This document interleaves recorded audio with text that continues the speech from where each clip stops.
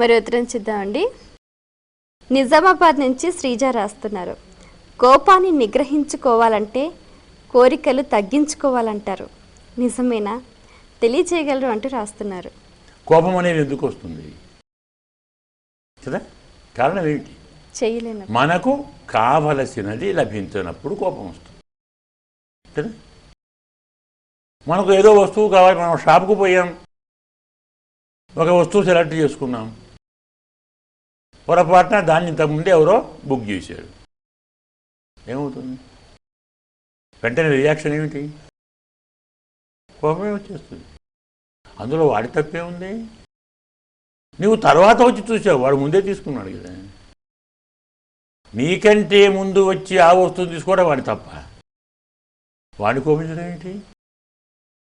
అంటే మనకు కావలసిన దాన్ని మరెవరైనా అడ్డుకుంటే, వాళ్ళు స్వాధీనం చేసుకుంటే, మనకు కావలసినది మనకు దొరకకుంటే, దొరకకుండా చేసిన వాళ్ళ మీద కోపం వస్తుంది. లేదు మన తప్పే అయిందనుకోండి, మన మీద కోపం రాదు. వస్తుందే? రాదు. మనం తప్పు చేశాం, మనమే పొరపాటు, గంట ముందు పోవలసింది అనుకోవచ్చు కదా. కాదు, వాడెట్లా బుక్ చేశాడు, నువ్వెలా కోరుకున్నావు, వాడెలా కోరుకున్నాడు.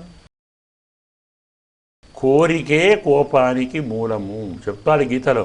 కామ ఏషః క్రోధ ఏషః రజోగుణ సముద్భవః మహాశనః మహాపాప్మ. కోరిక అనేది పెద్ద ఆకలి, దానికి చాలా పెద్ద ఆకలి. అంటే ఎన్నడూ కోరిక పూర్తి కాదు. అన్నం తింటే కడుపు నిండుతుంది, కానీ ఆశలు కూర్చుకుంటే ఎప్పుడు ఆశ అయిపోతుంది. చాలు అన్న ప్రశ్న లేదు. నజాతు కామ కామానాం ఉపభోగేన సామ్యతి. అనుభవాలతో కోరికలు తృప్తి చెందవు. అగ్నిలో నెయ్యి పోస్తే మంటతో రాగుతుంది, మరి కాస్త పెరుగుతుంది. కాబట్టి కోరికే కోపానికి మూలం. కోరిక లేనివాడికి కోపమే లేదు. అందుకే ధర్మశాస్త్రం ఏం చెప్తుంది? కోరికను గెలిచిన వాడు కాదు గొప్పవాడు, కోపాన్ని గెలిచిన వాడు గొప్పవాడు. కామ నిర్జేత నచేత, వాడు గొప్పవాడు కాదు. ఎవరు కోపాన్ని గెలుస్తాడో వాడు గొప్పవాడు. దైవం అంటే కోపాన్ని గెలిచినవాడు. ఎందుకు? కోరికకు అడ్డం వచ్చినా రెండు రకాలు ఆలోచించాలి. మనకు కలిగిన కోరికకు అడ్డం వచ్చినా కోపం వస్తుంది. కోరిక లేని మనలో కోరిక కలిగించినా కోపం లేదు.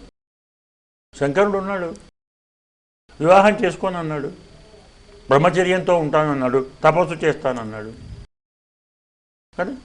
సతీదేవి పోయింది, ఆమె మీది ప్రేమతో మళ్ళీ నేను వివాహం చేసుకున్నాను, తపస్సు చేస్తున్నాడు. మరి పెళ్లి చేసుకోవాలి, పార్వతమ్మ మనకు రావాలి, కుమారస్వామి పుట్టాలి, తారకాసుడు చావాలి. ఇది మన బాధ కదా.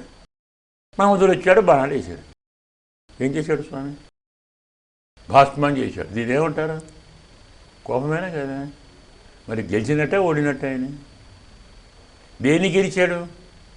కోరికను గెలిచాడు. కోపాన్ని ఓడిపోయాడు లేదు. ఎవరికి కోపం కోరిక రెండు రావో వాడు గొప్పవాడు.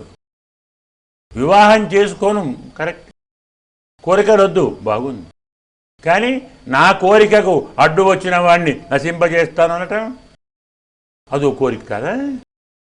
అవునా కదా. అందుకు కామ నిర్జేత కాదు, క్రోధ నిర్జేత. కోపానికి మూలం కోరిక. కోరిక తీరకున్నా కోరిక తీరకున్నా కోపమే, లేని కోరిక కలిగించినా కోపమే కదా. అందువల్ల ఎవడు కోరికలను గెలుస్తాడో వాడు కోపాన్ని గెలుస్తాడు.